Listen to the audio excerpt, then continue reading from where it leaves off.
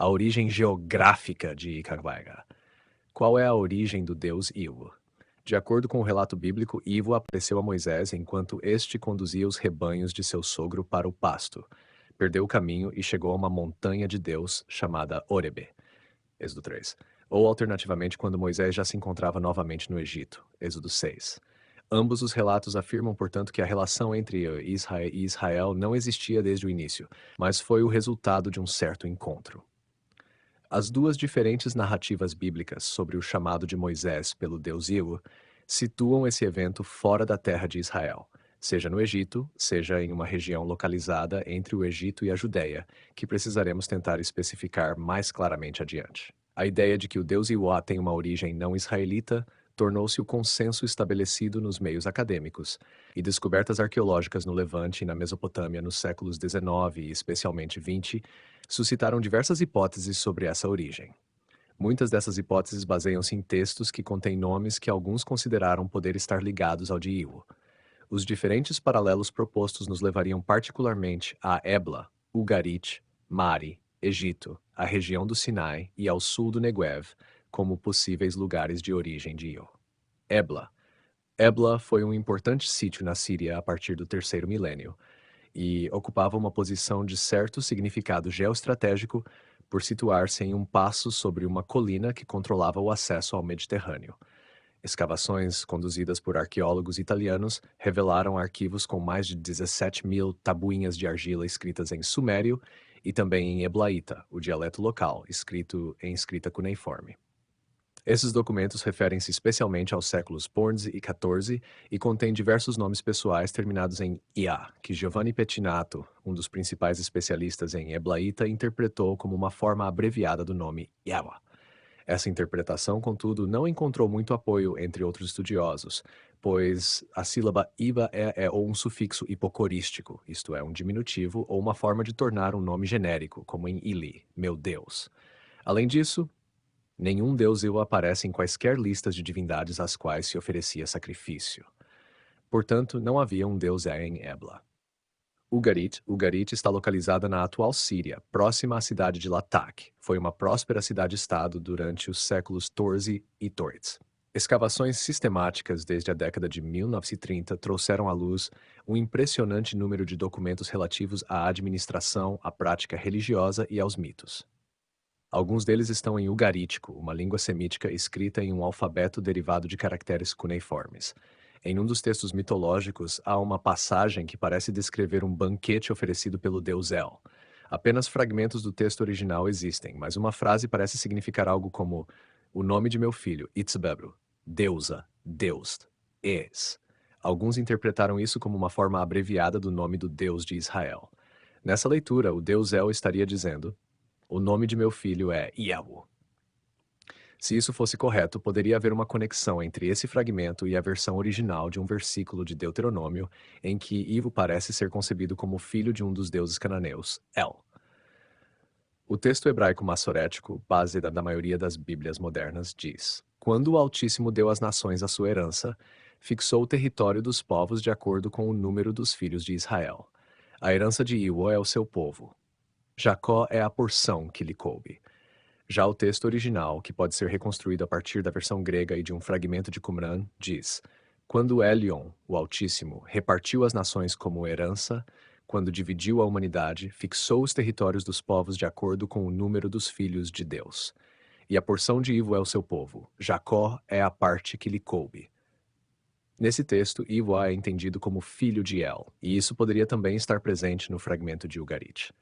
Não podemos, portanto, excluir definitivamente um vínculo entre Itzvevo no texto ugarítico e Evi, o que sugeriria que nos séculos II ou Deutsch pudesse ter sido conhecido em Ugarit e marginalmente integrado ao panteão ugarítico.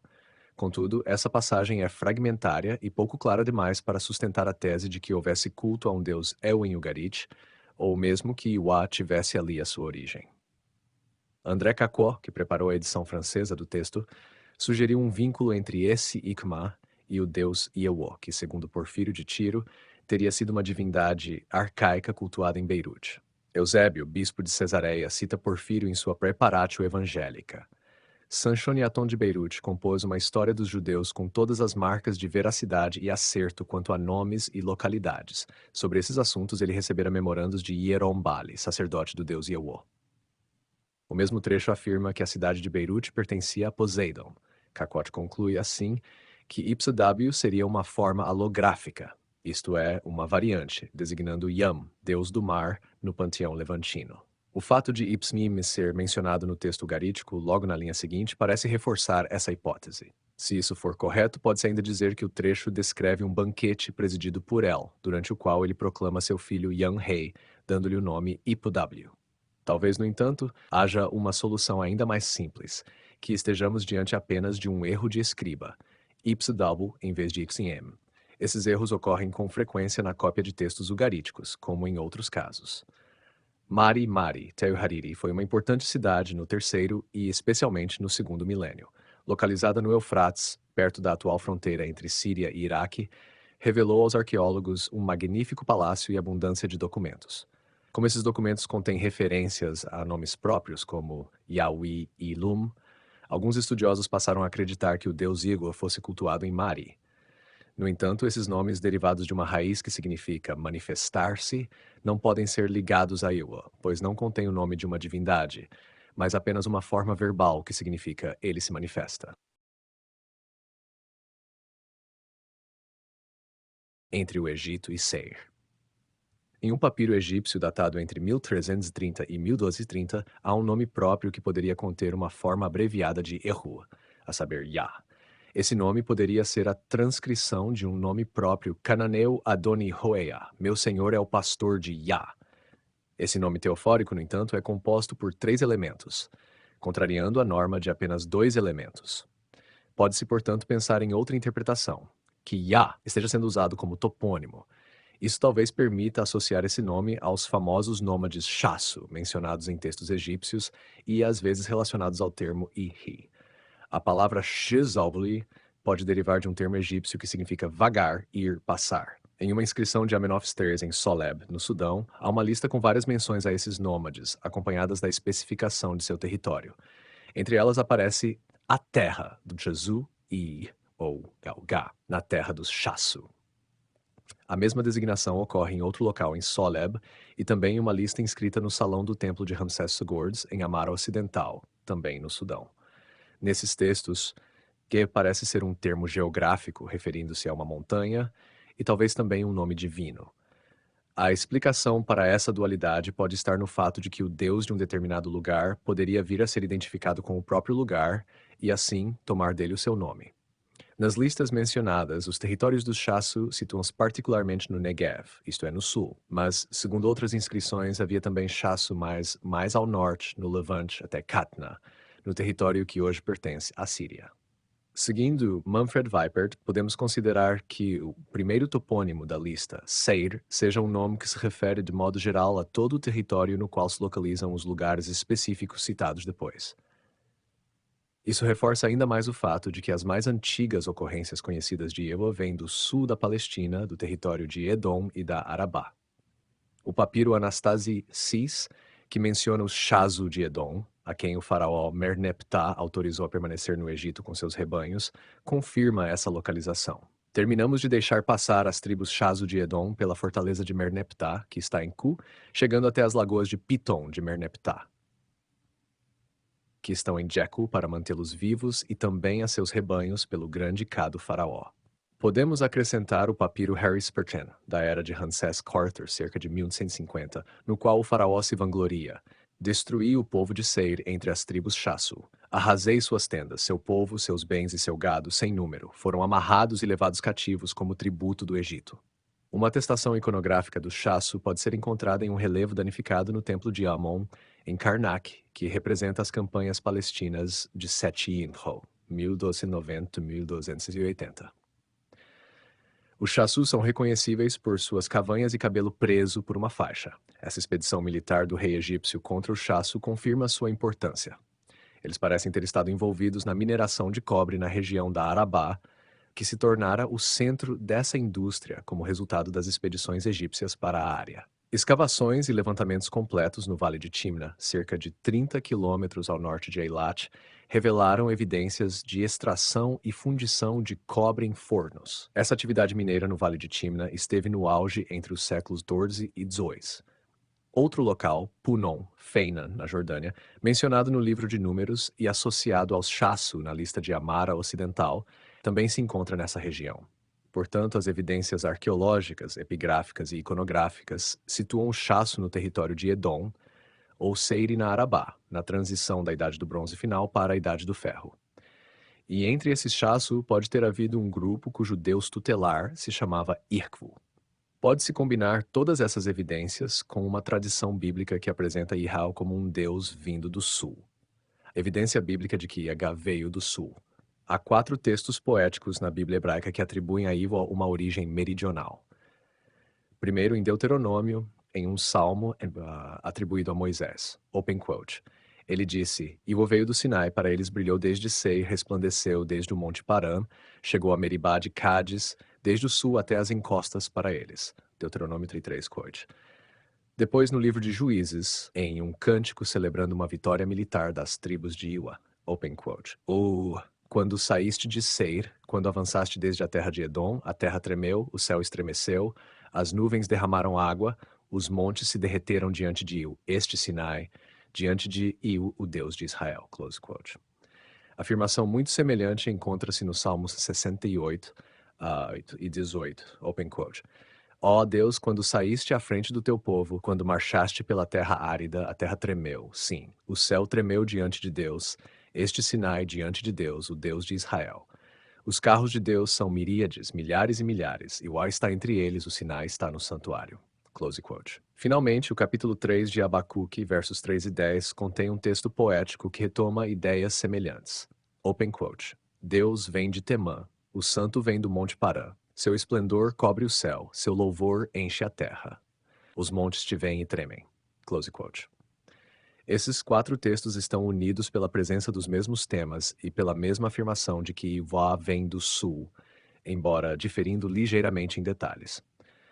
Todos se encontram em contextos poéticos. Juízes 5 abre o cântico de Débora, um canto de guerra ou vitória. Deuteronômio 33 faz parte de um salmo com as bênçãos de Moisés às tribos de Israel antes de sua morte.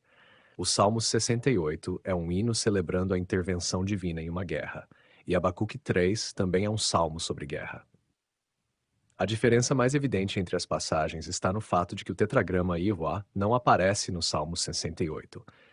Isso se deve ao fato de que o Salmo 68 integra um contexto literário maior chamado Saltério Eloísta.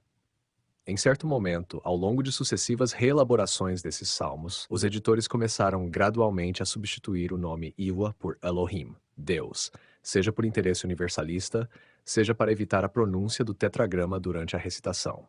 O Salmo 68 ainda conserva traços dessa substituição no final do versículo 9, onde o texto hebraico repete Elohim, Elohim de Israel, algo sem sentido.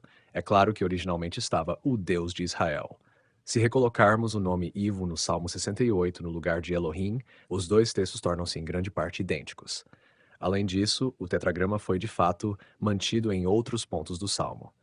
Em ambos os textos, Ivo sai para combater seus inimigos. Em ambos, o autor primeiro se dirige a Ivo na segunda pessoa e depois fala dele na terceira. Encontramos em ambos o mesmo abalo dos céus e da terra causado por sua manifestação como Deus guerreiro. Há também a mesma forma de referir-se a Ivo, colocando seu nome em aposição à expressão enigmática Zé Sinai. A diferença mais importante é que o texto de Juízes descreve Ivo saindo de Seir Edom, enquanto o Salmo 68 se refere a um local chamado Yashimon, palavra rara que significa algo como lugar árido. Seria isso uma alusão à tradição da estada de Israel no deserto, como sugere Walter Gross, comentador de Juízes? Se for esse o caso, ainda não é claro por que o autor não escolheu a palavra mais comum para deserto, midbar, que evocaria de imediato essa tradição. Talvez ele quisesse enfatizar antes a função dessa vinda do Deus, que atravessa o deserto trazendo chuva e fertilidade. Ou talvez seja apenas uma referência a uma região específica que não podemos identificar. Como explicar esses paralelos? Os 2 textos dependem de uma fonte comum ou um retoma e reelabora o outro? Não é necessário postular uma fonte comum. As semelhanças e diferenças podem ser facilmente explicadas pela hipótese de que o trecho de Juízes 5 contém a versão mais antiga, retomada e reelaborada pelo autor do Salmo 68. Este acrescenta, em vários pontos, alusões a outras passagens do Cântico de Débora. Assim, o Salmo 68, ficarias tu nos acampamentos, remete a Juízes 5. Por que permaneceste junto à bagagem? O exército celestial mencionado no Salmo 68 evoca o combate das estrelas em Juízes 5. Juízes 5, de qualquer modo, é frequentemente considerado, ao menos em sua forma primitiva, um dos textos mais antigos da Bíblia hebraica. A teofania em Juízes 5, no contexto do Cântico de Débora. O Cântico de Débora celebra o assassinato do general cananeu Sísera por Jael, esposa de um de seus aliados. Sísera havia se refugiado junto a esse aliado depois de ter sido derrotado pelos exércitos de Israel liderados por Baraque e foi então morto por Jael. Muitos estudiosos hoje consideram este texto particularmente arcaico, com origens no período anterior à instituição da monarquia israelita. Outros, porém, afirmam que se trata de um texto tardio, composto a partir da narrativa desse episódio no capítulo anterior, Juízes 4, para lhe dar um desfecho poético. Assim, a datação atual do cântico em Juízes 5 varia do século II ao período helenístico. É extremamente difícil saber se o texto se refere a um evento histórico real ou se, como alguns sugerem, trata-se antes de um texto mitológico. Em hebraico, Débora significa abelha, Baraque significa raio e Yael significa cabra. Isso sugere paralelos com a mitologia grega, em que Melissa, a abelha, alimenta o jovem Zeus e a Malteia, a cabra, lhe dá leite. Em Juízes 5, Jael oferece leite ao general cananeu Sísera para fazê-lo dormir e matá-lo. Essas semelhanças são interessantes, mas não fornecem um guia seguro para interpretar o texto. O hebraico do cântico apresenta muitas dificuldades, é arcaico ou deliberadamente arcaizante. Contém formas verbais que não correspondem ao hebraico padrão e termos que parecem de origem aramaica, passíveis de interpretações distintas. Diferenças gramaticais entre certas passagens do poema e outras indicam várias etapas de composição e revisão. Por exemplo, é fácil ver que os versículos 2 e 9 a 11 são interpolações, pois os versículos 6 a 8 e 12 a 14 formam uma sequência natural, unida pela referência à aflição de Israel e ao chamado às armas. De forma semelhante, na descrição das tribos envolvidas na guerra, os versículos 15 a 18 parecem interpolados, já que a frase sobre Zebulon no versículo 14 encontra continuação natural nos versículos 18 e 19.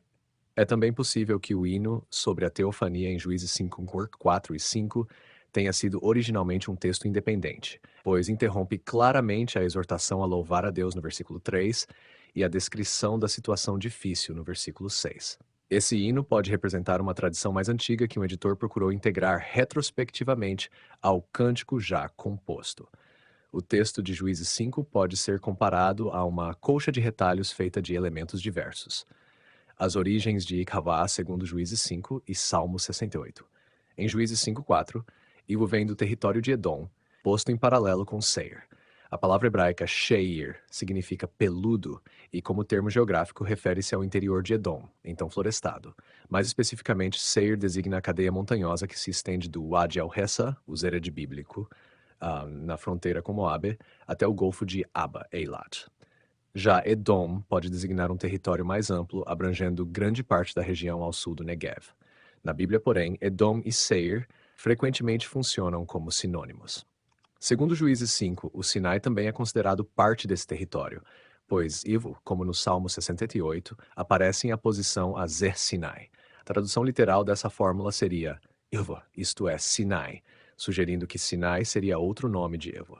É possível que Eu fosse originalmente um topônimo, nome de uma montanha e, por extensão, do deus que nela habita. Contudo, o termo Sinai, de significado obscuro, não tem conexão etimológica com Ivo, o que obrigaria a supor duas montanhas distintas que em algum momento foram identificadas como uma só, hipótese pouco provável. Uma proposta mais plausível é entender Zer por analogia com o pronome determinativo do ugarítico e das línguas árabes. Assim, Zer Sinai significaria aquele do Sinai. Ivo seria a divindade do Sinai, paralela ao deus Nabateu Eshara, aquele do monte Shara, uma das montanhas próximas a Petra. Essa divindade principal dos nabateus foi inicialmente cultuada como um betilo, pedra sagrada, e, sob influência helenística, representada ora como jovem de longos cabelos, à maneira de Dioniso, ora como deus idoso e barbado, identificado ora com Zeus Haddad, ora como uma divindade solar, ora com Dioniso. Sua identidade múltipla refletia funções diversas. Como deus tutelar dos nabateus, era Zeus ou deus solar. Como garantidor da fertilidade, era Haddad, deus das tempestades na antiga Mesopotâmia e Síria. Como patrono de celebrações báquicas, era Dioniso. Levando o paralelo a sério, aquele do Sinai seria um epíteto de Io, que, assim como o do Shara, pode ter tido diferentes nomes e funções ao longo dos séculos. A localização original do Monte Sinai permanece incerta. O hino em Juízes 5 parece imaginá-lo em algum ponto de Edom, e não na península do Sinai, onde a tradição posterior o situou. Deuteronômio 33 também coloca o Monte Parã em paralelo com Seir. Brilhou desde Seir, resplandeceu desde o Monte Parã, chegou a Meribá de Cádiz desde o sul até as encostas para eles. O nome Parã é usado na Bíblia em vários contextos, e sua localização precisa é impossível de determinar. Hoje existe um Nahal Parana Arabá, leito de rio geralmente seco, cujo nome deriva do Parã bíblico. Na maioria dos textos, Parã designa um deserto, mas em Deuteronômio e Abacuque refere-se a uma montanha. Em Gênesis 21, Ismael se estabelece no deserto de Parã, que, pelo contexto, deve situar-se em direção ao Egito, já que sua mãe, Hagar, o casa com uma egípcia. Em Números 13, o deserto de Parã parece próximo do oásis de Cádiz. Em 1 Reis 11 e 18, Parã é uma parada na rota de Midian para o Egito, possivelmente o oásis de Uad Firan. A expressão Monte Parã, ausente de toda a Bíblia, exceto nos paralelos de Deuteronômio 33 e Abacuque 3, provavelmente é fruto de especulação erudita sobre a localização do Sinai, e não de tradição antiga. A menção de Cádiz sugere que a descrição de Deuteronômio 33 pertence ao período monárquico, já que Cádiz pode ser identificado com o oásis de En-el-Quederat, fortificado entre os séculos VI. Nesse caso, o autor teria retrabalhado Juízes 5 e Salmo 68 à luz da ideia de que o Monte de Yavor deveria estar em algum ponto da península do Sinai. Abacuque 3:3 situa a origem de Yahweh em Parã, mas sem mencionar o Sinai. Deus vem de Temã, o santo vem do Monte Parã. Pausa. Seu esplendor cobre o céu, seu louvor enche a terra.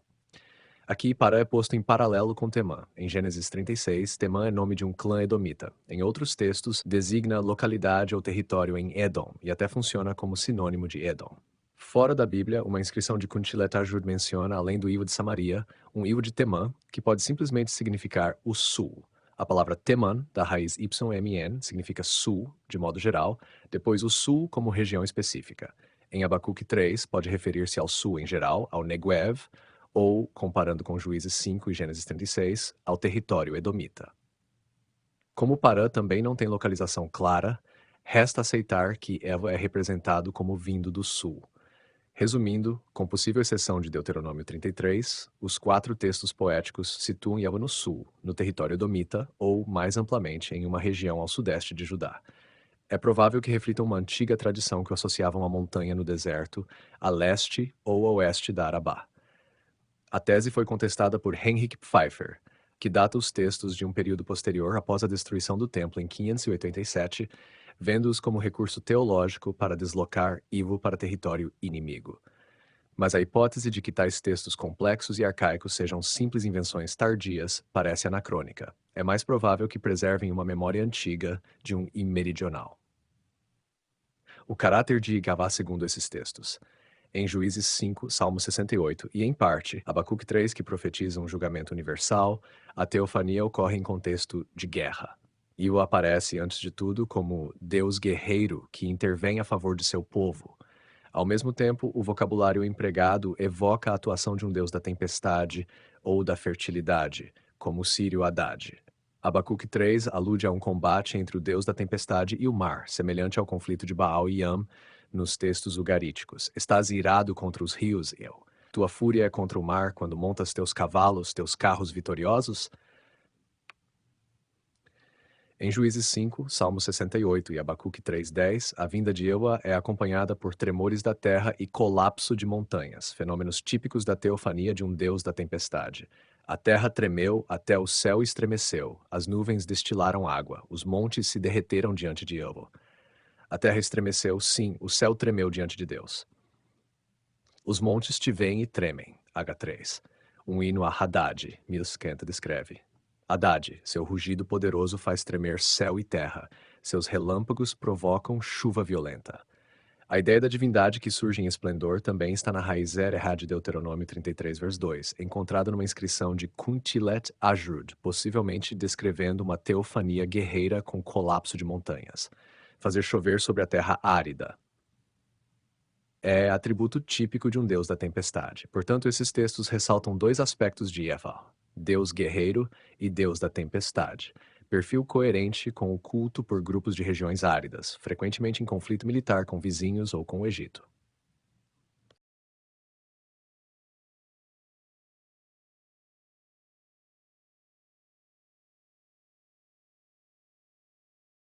Yahvé Sek. Se Yevo é um deus do sul, é possível que também tivesse características de um deus das estepes. Alguns selos em forma de escaravelho encontrados no Negev e na Judéia mostram variantes do motivo iconográfico do Senhor dos Animais. Não há dúvida de que estejam ligados a um deus das estepes. Datados em sua maioria dos séculos XI e Xes, eles retratam uma figura, provavelmente uma divindade, que doma ou de algum modo controla avestruzes. Otmar Kiel e Christoph Wellinger sugerem que poderia tratar-se de Iowa. Se essa identificação for correta, indicaria que Ivo também era cultuado como deus das estepes e das regiões áridas. Podemos então ir mais longe e associar Ivo ao deus egípcio Set. Durante o segundo milênio, o culto a esse deus se espalhou do Egito para o sul do Levante. Ele sempre foi um deus de limites e fronteiras, habitando montanhas, desertos e oásis. Set era um deus agressivo, guerreiro e particularmente inimigo de Osíris e de seu filho Horus. Simbolizava, assim, a desordem e o caos, o estado oposto à condição de Ma'at, a sociedade ordenada e o mundo em ordem, mas também era companheiro e protetor do deus Sol. Um motivo iconográfico amplamente difundido mostra Seth enfrentando a serpente Apophis e permitindo que a barca do deus Sol siga seu curso. Nesse papel, recebe o título de O Amado de Rei. A ligação entre o deus Sol e Set também aparece na narrativa de Wenamon, uma lenda do início do primeiro milênio que conta a viagem de um alto funcionário a Biblos. Ao chegar, o príncipe de Biblos lhe diz: Amon troveja no céu, após instalar Set ao seu lado. Essa estreita associação entre o deus Sol e um deus da guerra e das tempestades também é encontrada, como veremos mais adiante, em Jerusalém, quando Iva faz sua entrada para ali residir. Set, como Iwa, é um deus sem filhos, embora associado à deusa Neftis, deusa dos mortos. Ainda assim, Set é elogiado e invocado por sua grande potência sexual. Mais tarde, é ligado a deusas estrangeiras como Anat e Astarte. Set torna-se então, para os egípcios, o deus do mundo fora do Egito e o deus tutelar dos egípcios que se encontram no exterior. Os egípcios também identificaram com Set certas divindades dos povos do Levante, Baal, Texubi, e pode-se facilmente imaginar uma identificação de Set com Ivo. Isso é atestado em alguns textos antijudaicos tardios do período helenístico. Uma análise atenta de um documento egípcio ainda não publicado aponta para uma aproximação ainda mais antiga entre Set e Iwa. O papiro em questão, Louvre, um texto médico, menciona um deus estrangeiro que habita no Monte Laban, em uma região chamada Oan, a terra do zimbro do Líbano ou do zimbro vermelho, que pode ser identificada com Edom, pois é o único lugar na Palestina onde essa planta cresce. Um texto egípcio das 8 dinastia, que lista os lugares ocupados pelos nômades Shasu, já mencionados, cita uma terra dos Shasu e de Laban. Assim, parece haver uma conexão entre esses nômades e Laban, que aqui funciona como termo geográfico. Seria possível, então, associar Iwa a esse deus estrangeiro? Essa divindade é representada no papiro como particularmente violenta e identificada com os termos usados pelos egípcios para o deus Babi Baba, um deus macaco. Babi, porém, era uma forma de Seth e, mais tarde, do deus Tot. É difícil determinar se essa divindade violenta sem nome poderia ser Yahweh, mas é interessante notar a ligação feita nesse documento entre Laban e Edom, a mesma presente na narrativa bíblica de Jacó, irmão de Esaú, Edom, e sobrinho de Labão. Essas possíveis conexões entre Set e Ivo convergem para reforçar a origem meridional de Ivo, seu caráter de deus guerreiro e sua procedência das estepes. Né?